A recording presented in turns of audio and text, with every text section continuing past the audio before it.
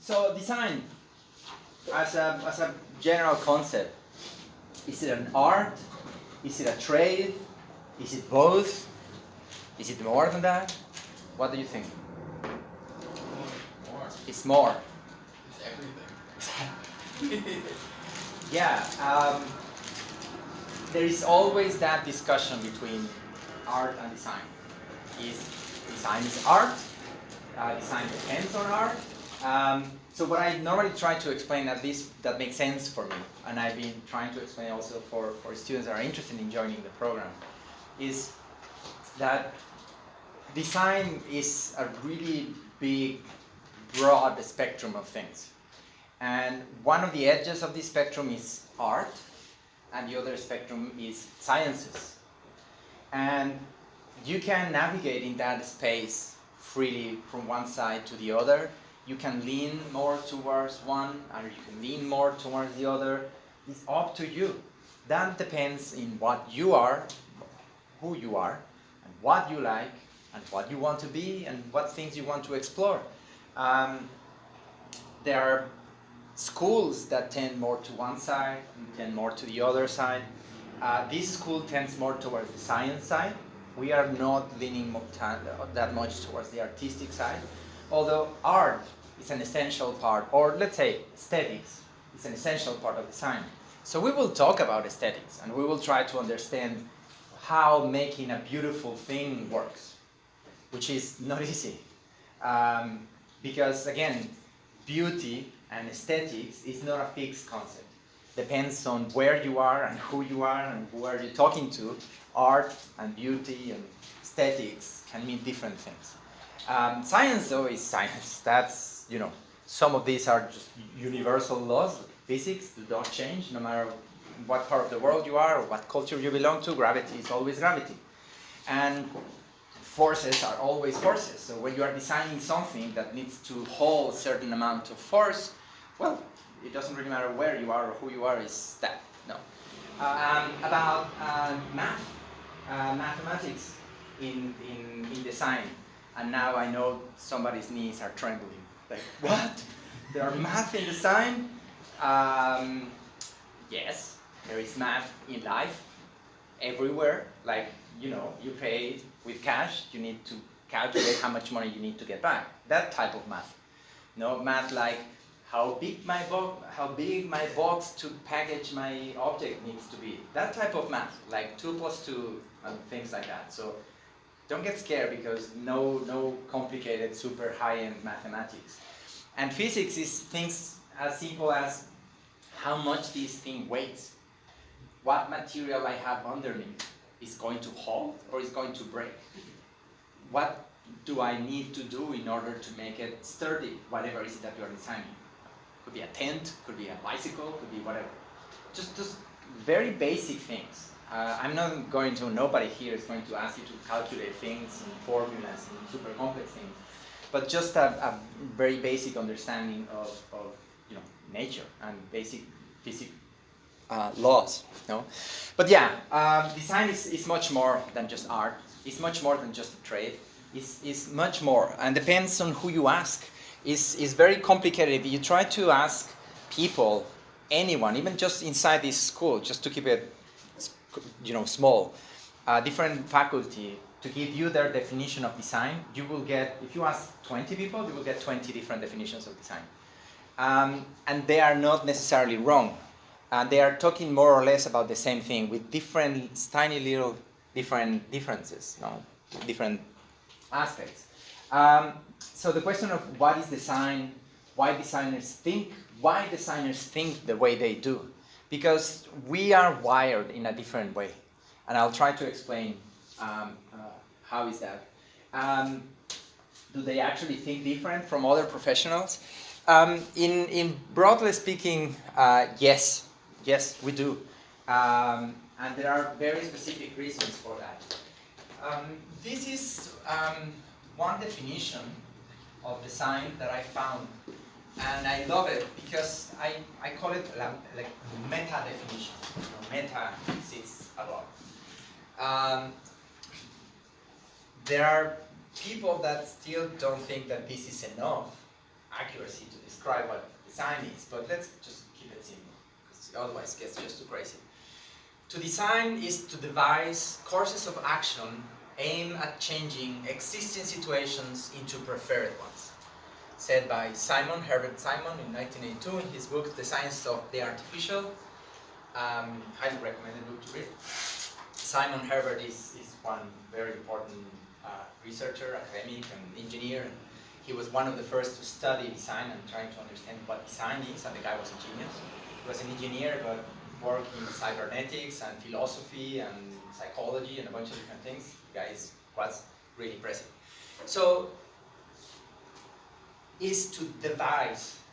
That means strategy, that means planning, that means thinking ahead. Courses of action, so you have to plan different things to happen, maybe at the same time, maybe at different times, maybe in a sequence. Changing existing situations into preferred ones. Change is key of design. You don't design something to leave everything as it was before. So you need to change. So change needs to be, you need to be critical with yourself about what is it exactly that you want to change. Because designers, we are really good at jumping immediately at imagining solutions. No, we are trained to find solutions. We are solving problem solvers. That's what we are. And it's rare that we are trained to first stop, think, be critical thinker into what is it exactly that the problem is. Because you can solve very well the wrong problem or the wrong thing. Okay? And that can cause many, many other consequences. The world is full of them. And into preferred ones. We are not talking about good or bad or evil or anything, just preferred. Someone decided to design the atomic bomb because that was design. Design is not just made by designers. Design is a human action of taking courses of action and changing existing situations to preferred ones. My brother, he worked in a bank for 35 years. He just recently retired. He worked in a bank for 35 years. And one day, many years ago, he told me, oh, look, I designed an Excel chart that is amazing. And I was like, what? You design? No, I am the designer. You don't design, you're a banker. You don't design. But then it hit me. Well, no, it hit me a few years ago when I was reflecting on these things, and yeah, my brother designed an Excel chart. So what is the difference between my brother and myself? Why I am a designer and he is not, even though he designed something? Well, the key thing here is that you are trained to devise those courses of actions, plan those actions, forecast the possible consequences of those actions, and you are trained to change. So we are trained to do it. My brother is not trained to design Excel charts. He just did it because humans are creative, and because humans, we make things, we create things. Otherwise, we're still living in, in caves, who knows where. So that's what we do. That's what we are. So probably you have seen a piñata. No, a piñata. The Mexican thing where you hit and breaks and candies. This is the real traditional piñata, Mexican piñata, not the donkey with colors. No, that's marketing. This is the real piñata. And a good friend of mine told me the best way to understand what design is with a piñata. He is Mexican as well, so imagine. Imagine that every point of your piñata is a problem in your design. One point is aesthetics. One point is cost. One point is manufacturing processes. One point is user expectations. Another point is your client expectations, and so on and so forth. There are many points. And each point is a problem, or a part of the problem. So what you need to do as a designer is that you have to push those points. It's a metaphor, obviously. You have to push those points in order to create a perfect sphere. No? The perfect sphere will be the perfect problem solution. So the first thing that you need to understand is that there is no such thing as perfect sphere. So forget about it. There will always be little points in your design, little problems that cannot be 100% solved. So you have to make compromises. So just live with it, okay? Just please don't. Otherwise, you will lose the sleep. No need for that. And the other important thing is that the points inside the sphere, inside the piñata, you cannot see them. They are interconnected. So when you push cost, manufacturing on the rear of the part that you cannot see grows. And you only realize that grows when you move your point of perspective into another position. And then it's, oh shoot, now my manufacturing got more complicated because I pushed cost. I reduced cost, then manufacturing got complicated.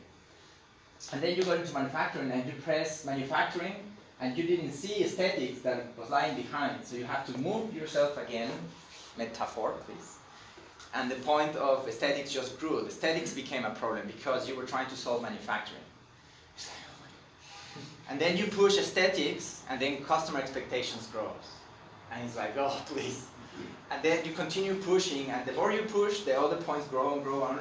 So the metaphor here where you have to move from one position to another is called empathy. It's called changing your perspective from a designer that cares for the aesthetics to a designer that understands what manufacturing processes are and how they work. And then you have to talk to your customer, and then you have to talk to your client, which are not the same. And then you have to take care of cost and a bunch of different things. We all do that. Designers all do that. So being able to shift that position is key, is absolutely essential. Now, depending on the type of job that you will have to deal with more points or less points.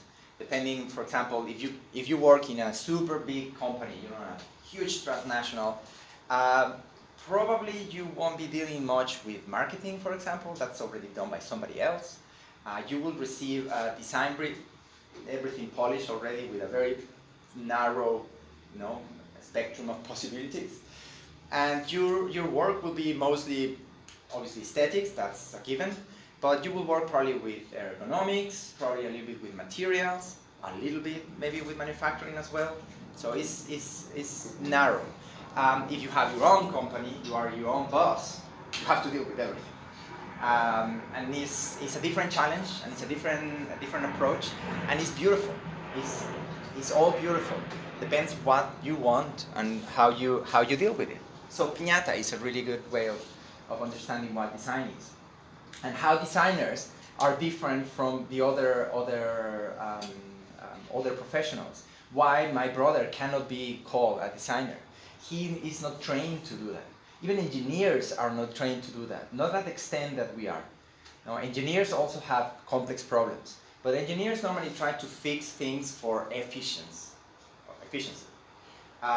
So they have a very specific goal into what they try to achieve. And maybe customer expectation can be sacrificed more because, for engineers it's the efficiency what matters and the best use of materials. And that not necessarily is always the best solution. In design, what I was saying about the perfect spheres, there is no perfect solution. There are no specific solutions that you can achieve. There are options, and you have to make a compromise, and you have to pick the best solution, the best possible option. What the criteria is in order to select that, well, that depends on the design brief and a bunch of different things. It's very long and very complex to explain, but that's what it is. So here in the school, we normally use this diagram to explain the design process that we use, because there are many design processes. There are different ways in which designers and schools organize their work in order to design something. So this is one that we decided was pretty clear and pretty easy to use. So this is what we do. The two lines means your understanding of the problem. How narrow or how open your understanding of that problem is. So you start here, where your understanding of the problem is very narrow. The first stage is inspiration. You need to be constantly looking for sources of inspiration, not just when you have the project. It's something that is automatic, is something that you should be doing all the time. Inspiration comes from traveling, from tasting different foods all the time.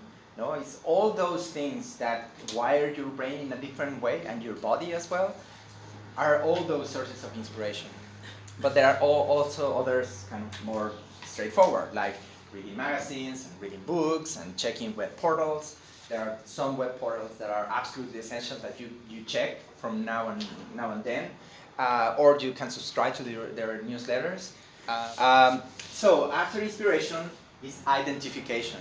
Is that part of the design process that I was telling you about that many people disregard? Schools sometimes don't even talk about it. Is identifying what the problem actually is. What is a real problem? Instead of just jumping immediately to conceptualization, which is just sketching and coming up with ideas. You need to understand what the problem really is. And that only increases your understanding and your perception of the problem. Then with conceptualization, you can see all the geometric figures there. I hope you can see it. It's a thin line, but all the geometric shapes there are different. So the idea with that is just to expand your possibilities as much as you can. Just produce concepts, as many as you want. This is very important. Because the more you produce, the more chances to produce the best solution possible.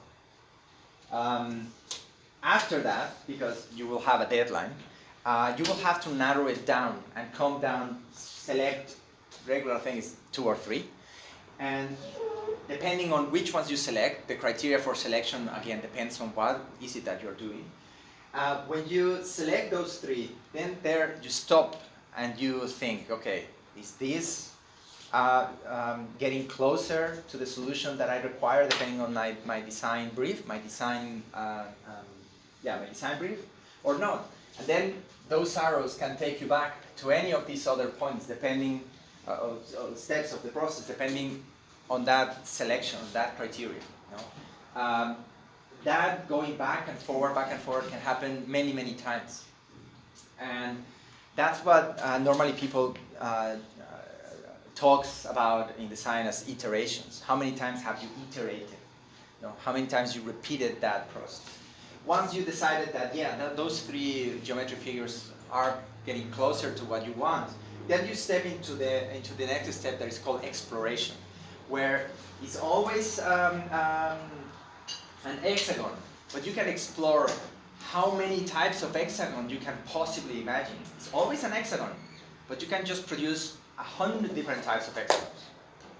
And again, the same thing, you are just broadening your perspective, less than before, but you are broadening your perspective within certain range. And then, same thing, you have to decide, you have to look and using certain criteria, and we will teach you methods and tools to come up with a rational, objective way of selecting your ideas, not just be like, think that one, because that doesn't work. You will get these other 2 or 3 ideas. And again, there you stop and you say, okay, is this what I need? Is this what I want? Or should I go back? And again, you can iterate in exploration as many times as you want. And then you go to definition. Once you define, you say, okay, this is the hexagon that I want. Then in definition, you start talking about very technical things, maybe wall thickness, colors, materials, and very specific things about that hexagon, because it's just that you wanted. Sometimes you may have 2 different options, but it's just that. It's the definition of the little details of that specific design. And at the end, you select one and says, this is it. This is what I'm going to do. Depending again on your criteria, you decide if you go back and you iterate in definition a bit more, or if you freeze your design. That's how it's called. You freeze your design. That's it. It's like getting married. There is no, well, there is, but here no. This is even more severe than marriage. That's it.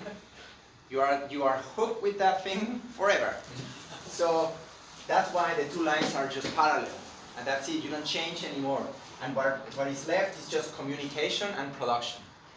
Communication means preparing everything that you need to communicate your design at that level. No, it's already a defined, finished design. And getting ready for production, you don't do the production, but you have to produce all the technical drawings and all these technical specifications to explain whoever is it that's going to produce your object, how do you want it. And in every step of this way, you interact with specialists, with experts in other fields. Depending on the problem, since inspiration, you can start talking with physicians, with physicists, with biologists, with, I don't know. I send my students to talk to experts all over. We have done projects related to health, applications for mobile devices, forestry industry, protective equipment, sports, different types of sports. I mean, you name it. It's huge. It's really, really broad.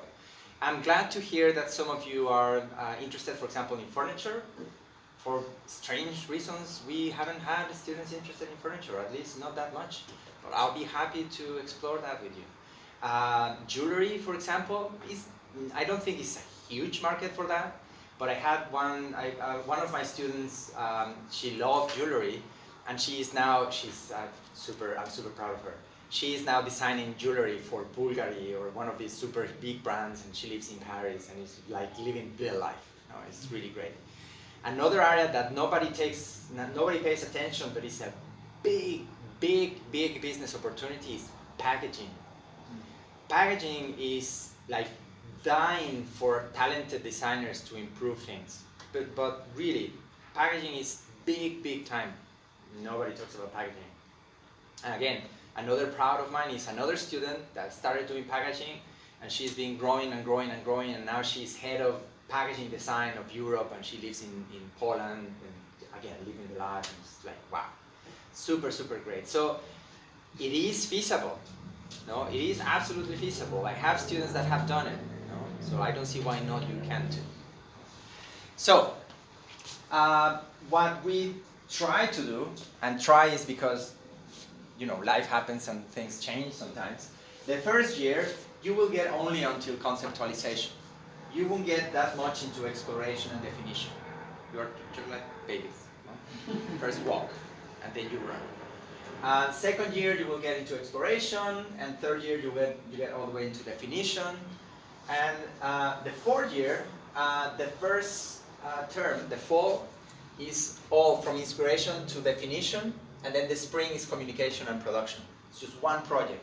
It's your thesis project. The fourth year will be the entire year the same project.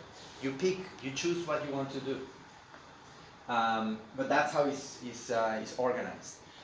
For example, my students, I teach the fourth year design studio.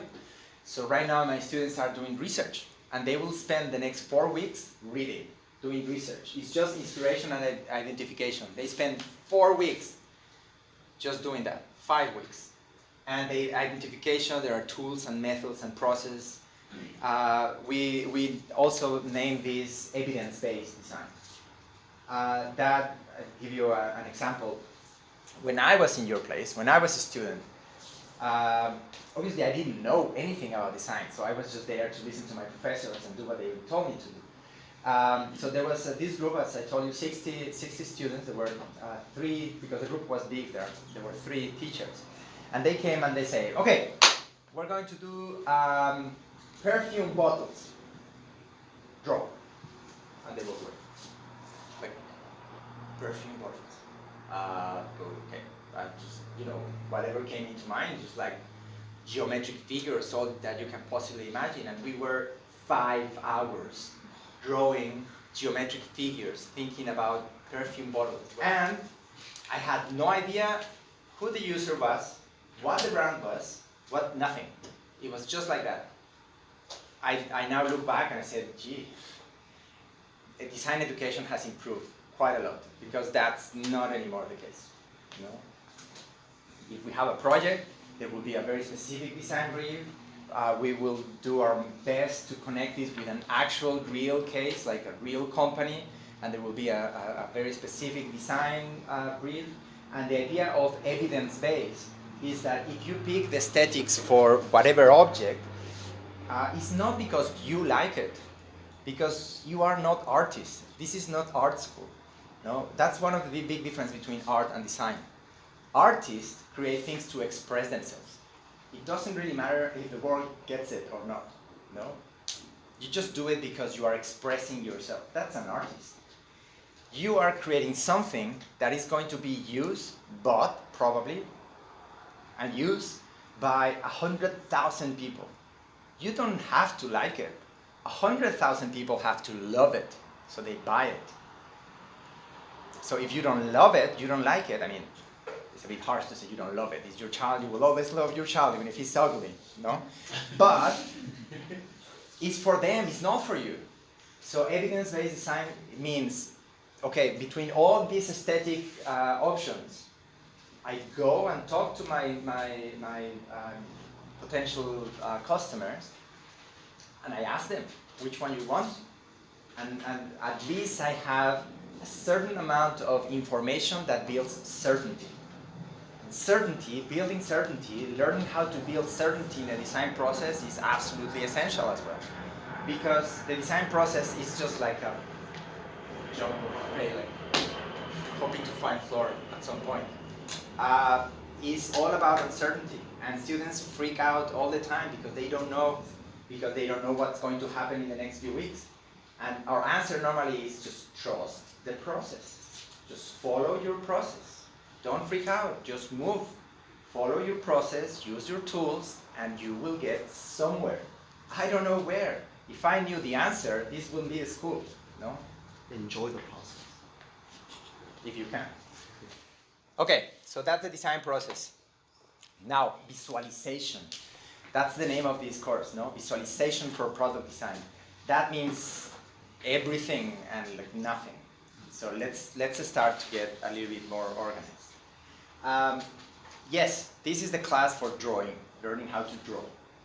But drawing is much more complex than what you think. And I learned that while I was doing the PhD. So a brief parenthesis to explain why sketches and drawings are so relevant and so complex. And again, very few students of design are learning these things, I'm pretty sure, especially in first years of bachelor. So what I was doing in my PhD, I was interested in sustainability. So my whole focus was helping designers design more sustainable products. So when designers are following this design process, where should I try to help them? At the end, at the middle, at the beginning? Just, again, to make it short, it's more efficient to do it at the beginning for various reasons. I will explain that in another moment.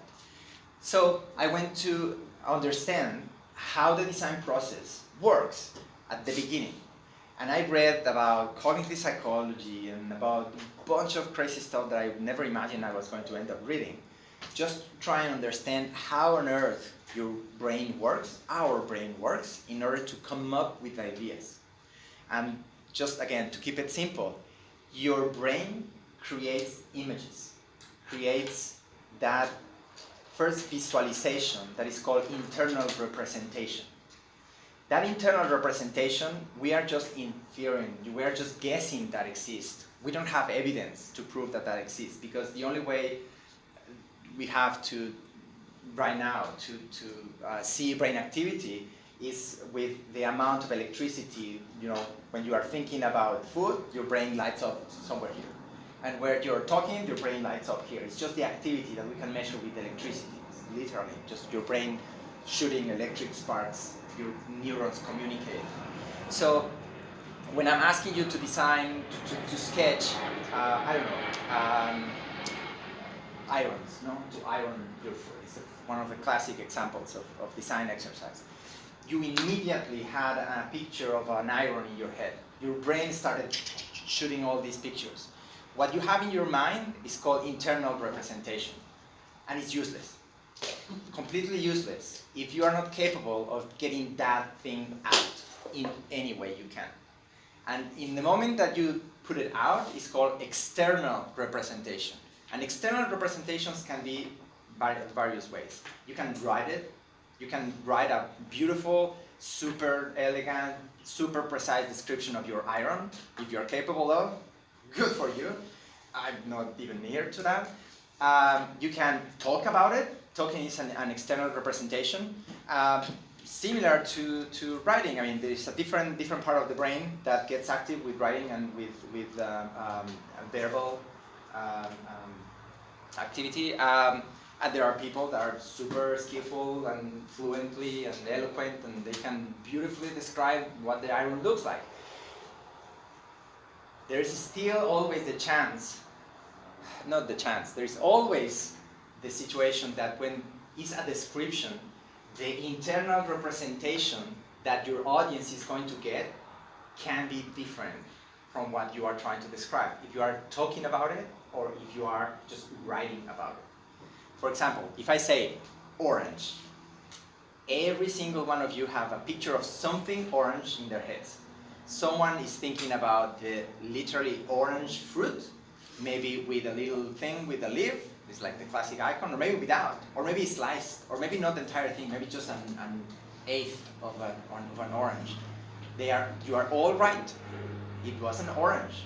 Somebody may be thinking in Orange County, California. I don't know. It's orange too, no? There are different grades of orange. So maybe you are thinking an orange more towards the yellow or more towards the red. Who knows? So if I just talk about orange, all of you will be a different orange.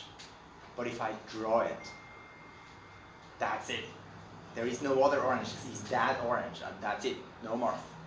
Okay, that's another external representation. It's called figural external representation. Figural because it's a figure. Now you're drawing a figure, a volumetric, a geometric figure of that representation that was built in your head. Okay, so in order to have very creative brain, what you need to have is a bunch of neurons interconnected and lining up when you are thinking about oranges, or irons, or chairs, or sneakers, or whatever, okay? The only way of wiring these neurons is for you to practice and doing it again and again and again and again until you hate me, until you bleed from your fingers.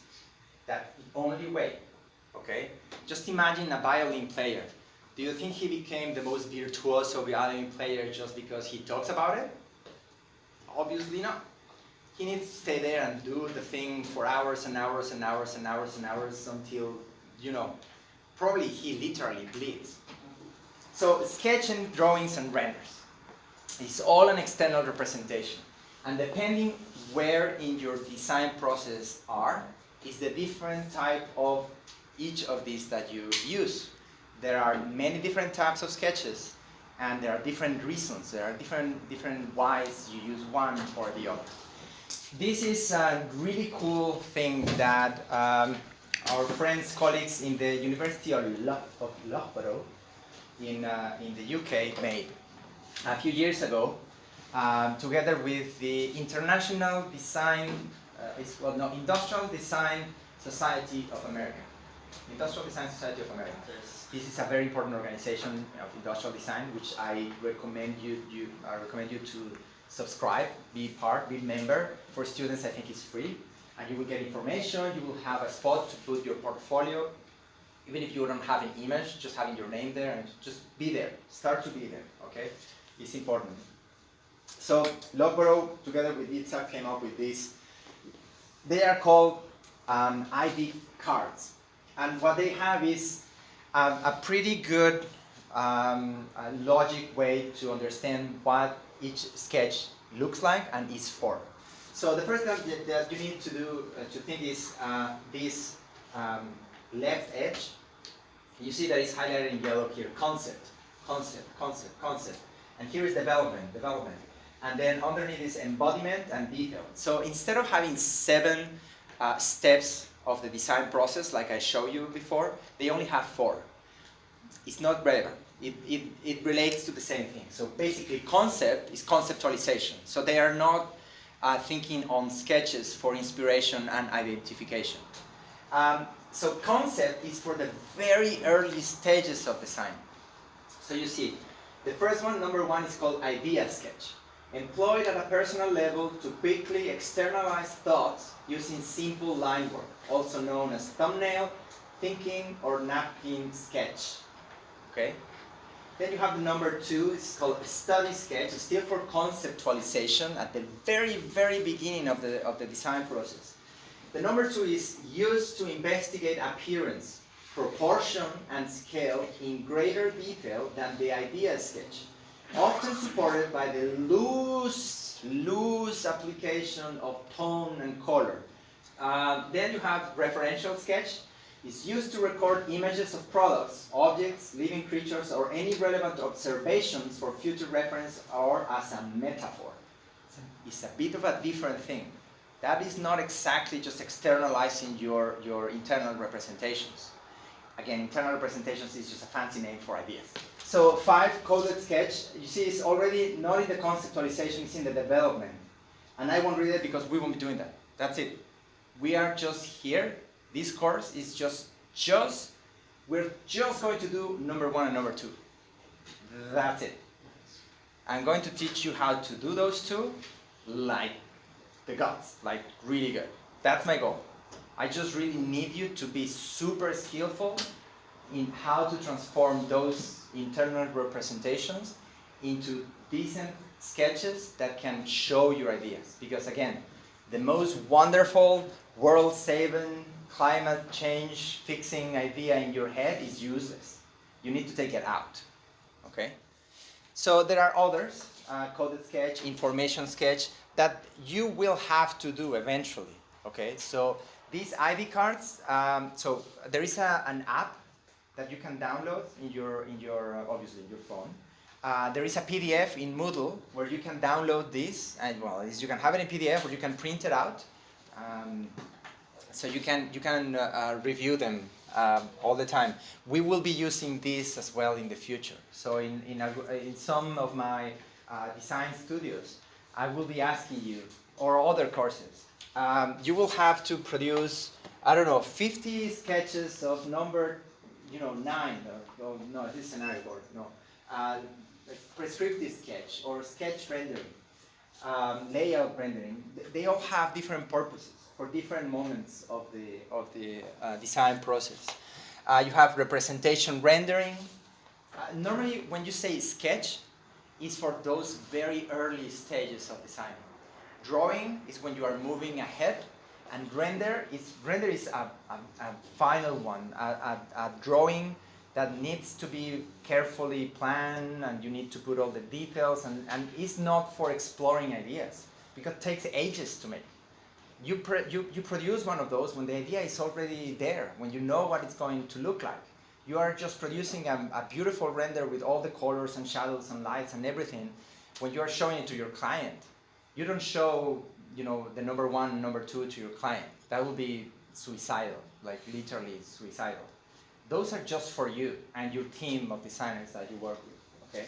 So you have other types of sketches. Let's just continue. It's not that relevant. This is part of a study made by this guy Rogers, showing how the complexity of sketches gets higher and higher depending how many weeks you are into the design process. That's just for me to show you that there are scientists, literally scientists, thinking about this and analyzing sketches. I found an entire PhD thesis, just for sketches, just talking about sketches in the early stages of design. It's crazy, but it's like that. It's super, super interesting. This is part of my PhD. This is one of the results. So all the testings that I was doing, I was capturing the information, I was capturing how designers were working, and then I had to represent this in a flowchart. So really quickly, you can see here is time, and then is the transcription of what they were talking, and then other things that are not relevant. So when you see here the black fonts, says they're accessory, new bag, trolley, physics, those are ideas. Those are the moment in which they had a specific idea and how those ideas relate to each other. There is a whole speech about how the ideas relate to each other, but I will make it now. The point is that this column here, the one with the numbers and the lines with purple, green, and blue, those are sketches. So I was analyzing the sketches and how long they took the sketches. So you can see one sketch, the 23, it was quite long. It took 2 minutes to make. So you can try it. In that way, you can understand a bit more the design process. And these red lines means that at this moment, this sketch was actually made together with this other sketch, was complementing previous sketch. So you can see how ideas connect between each other.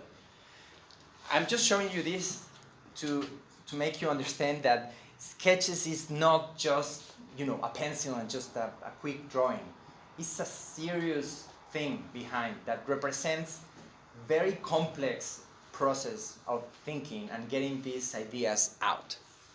Okay, so we are just going to focus on conceptualization and exploration. I need you to be able to draw a very basic shape in a matter of seconds, like 5 seconds. If I tell you chair, you will have an image of your chair in your head. Like in literally 30 seconds, I need you to make a drawing of it. It's not going to be beautiful. It doesn't matter. Beauty will come with time, with skills, okay? What I need you to get is just the speed of making and understanding how proportion works, how perspective works, and how light and shadows work. That's it. That's all we're going to do the entire semester. You are probably going to hate me at the end, but you are going to be really good sketchers. So I want you to think. It's a tool to think. I want you to be able to think. And it's going to be frustrating, very frustrating. This chart is quite famous in the world of psychology. It was created by a guy whose name I cannot really pronounce properly. Csikszentmihalyi, I think is his family name, something like that. He is one of the most important authorities in all matters of creativity. He wrote all the books about it. And this chart, in particular, explains skills and challenge, the challenge that you're facing. So here's how it works. So if the challenge that you're facing is low, no, you are confident you can do that, but your skills are very low, you feel apathy. It's like, ugh. It's like not very exciting challenge. I don't have the skills to do that. Do I really have to? Really serious? If your skills are a little bit better, you'll be bored. It's like, oh, okay, I know I can do it. It's not super exciting. It's boring. I'll do it. I'll just do it. If your skills are super high, you are like, seriously, sure, just do it. That's it. You don't even think about it. If the challenge is high and your skills are not super good, you're worried. Like, oh shoot, do I really have to do that? Ouch. If your skills are high, but the challenge is medium, you're in control. You're like, this is my jam. This is me. I have no issues. Then if the challenge is high and your skills are low, you're just anxious, like, oh, this is going to kill me.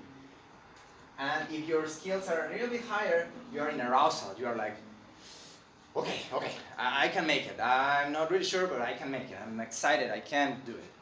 But if your skills are high and the level of the challenge is high, you enter in a state that is called flow. That, I'm sure you're a dancer, you probably have been in flow. If you practice a sport or I will just explain. After you have trained yourself for so long, you reach a point where the challenge is very high. You know you can do it, but there is this extra bit of challenge that just makes it almost like a drug that you need to have it. You don't feel 100% sure, but you just need it. You just have to have it. And then you just get into it, and when you are in it, your skills are so high that time stops, sound stops, and you just move and things just flow in a magical, almost magical way. It's hard to express in words. You just have to live it in order to understand it. But it's called that. It's the state of flow. And the description that normally people do is like time stops and things, you know, normally your eyes can see a wide range. When you are in the flow, it closes. It narrows down into a very specific. You are so concentrated that your brain doesn't think on anything else other than just to move exactly every single muscle in the way that you know has to be moved in order to do that. I cannot express it in other ways. I can give you 2 examples when it happened to me. I was working in my computer doing what I know how to do very well, which is 3D modeling in computer, creating 3D models. If I have to say that I'm really good at something in life, it's 3D modeling in computer. It's like I can do anything, like literally. And I get into that thing and just, I remember starting, this was a few years ago, I remember starting, several years ago, I didn't have children at that time. I remember starting after dinner, and we have dinner late in Mexico, so it was probably 8 o'clock. And I was just working. And for me, it had passed 20 minutes, but my wife after a while came and said, when on earth are you going to bed? It's 2 o'clock in the morning. Like, seriously? Like 4 hours, like that. And I didn't feel it. It's like I was so focused, so concentrated, I was feeling so on it that just moved. So, the idea for that, the idea with this class and this idea of repeating and doing and doing and doing and doing, is just increasing your skills to get you into that position and flow. The best position as a designer when you are conceptualizing is when you are detached of your physical entity and your hand just moves following the flow of your brain. I cannot express it in other ways. Your hand just follows your brain. You don't have to think, it just flows. So if we achieve that, I will be the happiest man in this planet. Probably. Okay? And the only way to achieve that is working on the skills. I can provide the challenge. The challenge is not a big issue. The problem here is your skills. No? Now, this is also very important because each one of you is slightly different or very different. Some of you have experience in drawing, in art, so you may have already have some skills with, watercolors, so you know something else. No? You have certain background. So if I give you a challenge for you maybe a bit too low, I will give a challenge for everyone. If for you or for anybody else is too low, you raise it. You give yourself a little higher challenge, okay? Don't expect me to go and ask you, help me out, okay? Because here the idea is to help you become a better you. But I have 22 students and I need your help with that. So the idea is for each one of you to find the correct level of challenge. And if you are just too low, raise it on your own, okay? You're here to get better. And same wise, in life or in any other course, in any other problem that you're facing, you know what to do. No? If you are bored, you know that the problem is that the challenge is not at your level, so you can raise the challenge, no? Or you can get a little better in your skills and then you just do it relaxed, not bored. Because being bored is not fun, it's not nice. But relax, doing things when you are relaxed is okay, no? Especially if it's paying the bills. But if you are in anxiety, no? If you are worried, you know that the problem is that the challenge is too high. Maybe you have to take different challenges, you have to take it slower. Or you have to concentrate on getting your skills better. The only way that you can get your skills better, and I will repeat it until you throw up, I hope not, is repetition. Repetition. Just remember the violin player. Just get at it. If you don't do it, it won't improve. You need to rewire your brain. It won't happen overnight. That's it. Rewire your brain. That's why I put it that image again there. You have to rewire your brain. I can't do it. I cannot rewire your brain. You have to do it. I can set the challenge and I can teach you how to improve your skills, but it's you. It's only you. Do you know what that is? Head scratcher. It's a juicer. Yes! Oh. And I saw it in the beautiful store. The designer star. Yeah. Yes. Philippe Starck. And I Do we have saw it French? in real life. Francis? It's so beautiful. Okay, so there is this guy called Philippe Starck. He's a French designer. He started his career in the 70s, I think, so he's not kind of young type of guy, not anymore. And he designed this. And this became a myth. And I took it as an example of how the design process works. There's a lot of controversy around this object, so I picked it as well because I love to throw a little bit of controversy as well. So the idea is that this thing is a juice.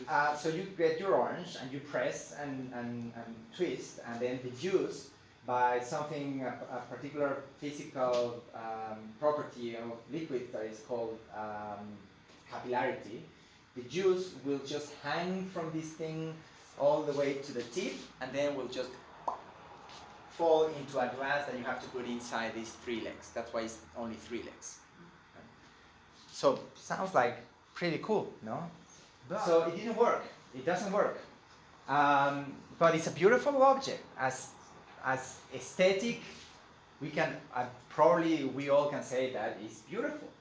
Not necessarily all, but say, wow, that's elegant and beautiful. And we can talk about a bunch of things, but the point with this is how it's supposed to work, and this is how the designer presents himself. It's like, yeah, okay, I get it.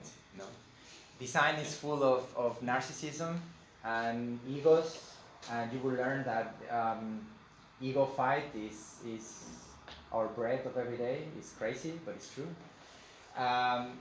Especially in other areas of design. Product design is a little bit less, but still, you have some of that. But part of the myth came as well from this. The guy was having dinner in a restaurant in Italy. I think that is Sicily. And it's a restaurant where they serve mostly seafood, which Sicily being an island is not that surprising. I think he was eating, I think if the story is correct, or the myth is correct, but I don't think it's even a story anymore, it's a myth. He was eating octopus. And he just came up with the idea of the octopus, and he started drawing octopus, of octopi, should be the plural of. And suddenly it's like, oh, this looks like something interesting. And then he just decided to, well, I don't know exactly how, but he came up with the idea of, oh yeah, this could be for, this water dropping, and he thought first of fountains and things, and then he came up with the idea of making the juicer. So the myth of this object came as well because he kept the sketch, the sheet of paper that he used to sketch this. And probably no one believes that drawing is made by, Philippe Starck, which is almost a god, a semi-god in the world of design. He doesn't touch the floor when he enters the room and things like that. So how could he draw those?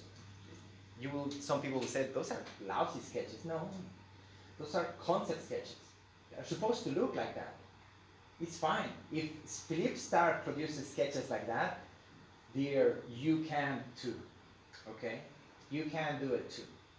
If Philippe Starck is famous and big and rich and all that, it's not because he's good at sketching. We can be sure of that. Okay?